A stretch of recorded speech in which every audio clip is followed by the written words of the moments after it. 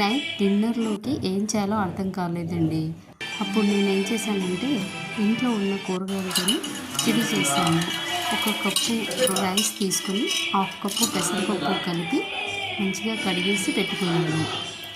ఆ తర్వాత 4 టమాటాలు, 2 ఆలుగడ్డలు, 3 పచ్చిమిర్చి, ఒక చిన్న క్యారెట్ ముక్కను సన్నగా తరిగి పెట్టుకున్నాను.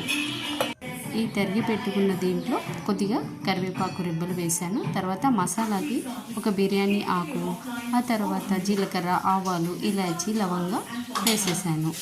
పోపులో ఇవన్నీ వేసుకుని కొంచెం పోపు అవ్వగానే పోపులో ఇవన్నీ వేసేసుకున్నానండి. పోపు అవ్వగానే పచ్చిమిర్చి వేశాను. ఆ తర్వాత కరివేపాకు వేసుకున్నాను.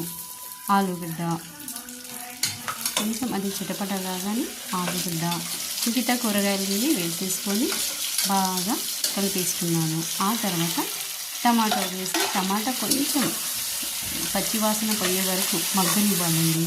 మగ్గిన తర్వాత సాల్ట్ వేసేసుకోవాలి. మనకు టేస్ట్కి తగ్గట్టు సాల్ట్ వేసేసుకోవాలి. సాల్ట్ వేసుకున్న తర్వాత కొంచెం ఉడకగానే అందులో ఒక చెంబెడు వాటర్ వేసేసానండి. అది మరుగుతూ ఉంటే కడిగి పెట్టుకున్న ఆ బియ్యంలోని వాటర్ని తీసేసి పెసరపప్పు బియ్యం నానబెట్టి పెట్టాను కదండి, అది వేసేసాను. వేసి దానికి